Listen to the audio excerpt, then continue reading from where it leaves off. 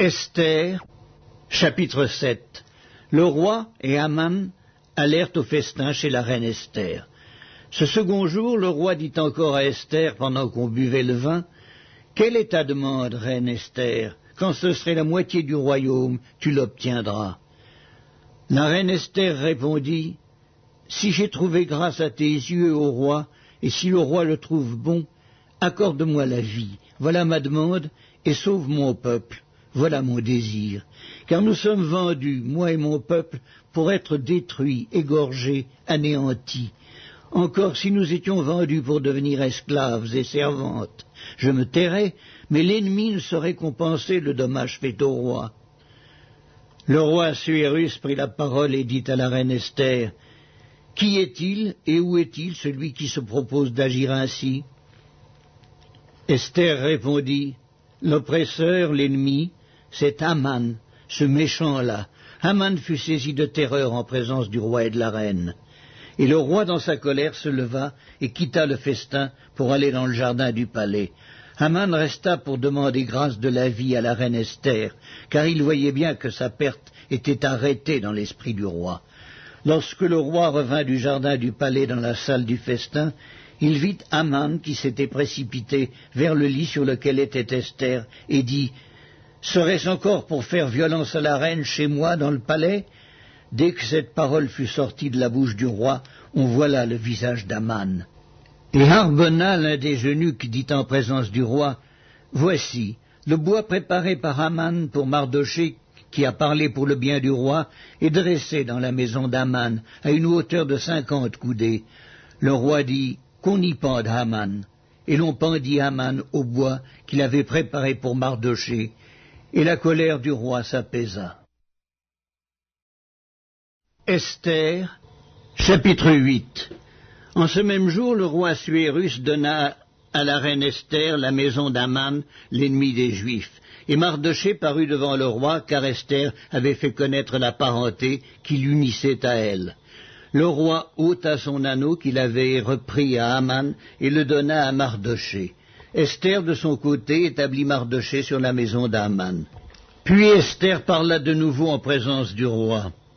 Elle se jeta à ses pieds, elle pleura, elle le supplia d'empêcher les effets de la méchanceté d'Haman, la Gagite, et la réussite de ses projets contre les Juifs.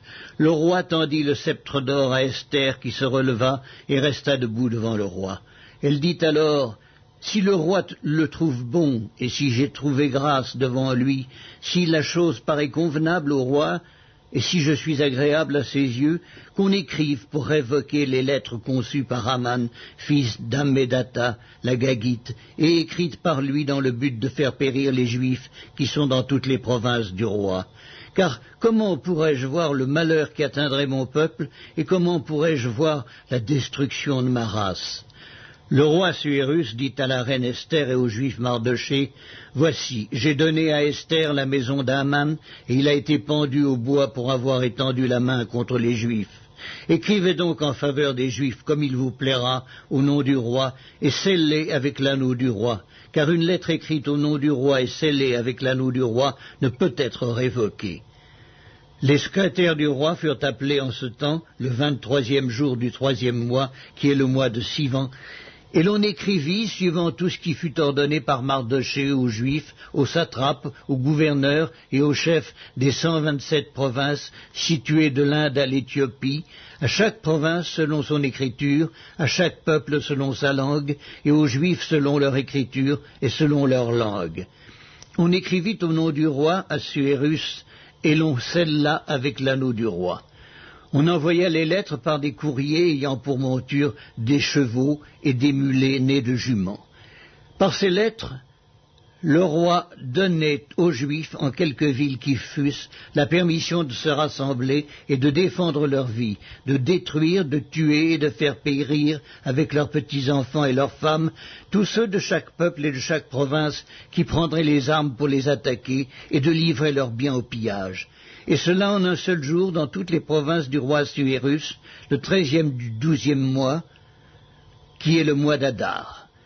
Ces lettres renfermaient une copie de l'édit qui devait être publié dans chaque province et informaient tous les peuples que les Juifs se tiendraient prêts pour ce jour-là à se venger de leurs ennemis. Les courriers montés sur des chevaux et des mulets partirent aussitôt et en toute hâte d'après l'ordre du roi. L'édit fut aussi publié dans Suse, la capitale. Mardochée sortit de chez le roi avec un vêtement royal bleu et blanc, une grande couronne d'or et un manteau de byssus et de pourpre. La ville de Suse poussait des cris et se réjouissait. Il n'y avait pour les Juifs que bonheur et joie, allégresse et gloire. Dans chaque province et dans chaque ville, partout où arrivait l'ordre du roi et son édit, il y eut parmi les Juifs de la joie et de l'allégresse, des festins et des fêtes. Et beaucoup de gens d'entre les peuples du pays se firent juifs, car la crainte des Juifs les avait saisis.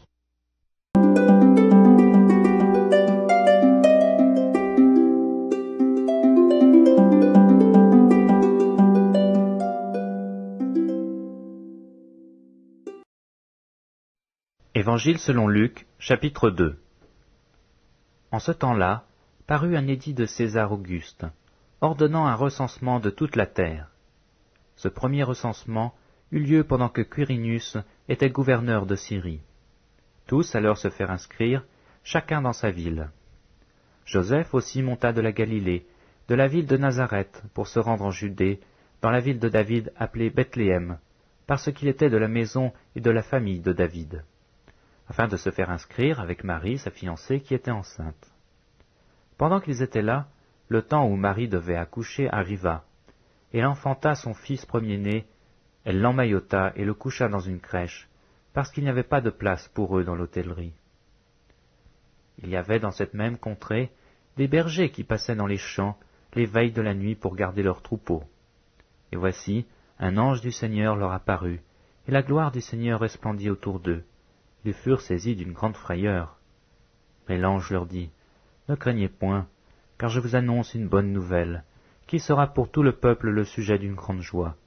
C'est qu'aujourd'hui dans la ville de David, il vous est né un Sauveur, qui est le Christ le Seigneur.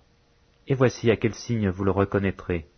Vous trouverez un enfant emmailloté et couché dans une crèche. » Et soudain, il se joignit à l'ange une multitude de l'armée céleste, louant Dieu et disant, « Gloire à Dieu dans les lieux très hauts, et paix sur la terre parmi les hommes qui l'agréent. » Lorsque les anges les eurent quittés pour retourner au ciel, les bergers se dirent les uns aux autres, « Allons jusqu'à Bethléem, et voyons ce qui est arrivé, ce que le Seigneur nous a fait connaître. » Ils y allèrent en hâte, et ils trouvèrent Marie et Joseph, et le petit enfant couché dans la crèche. Après l'avoir vu, ils racontèrent ce qui leur avait été dit au sujet de ce petit enfant.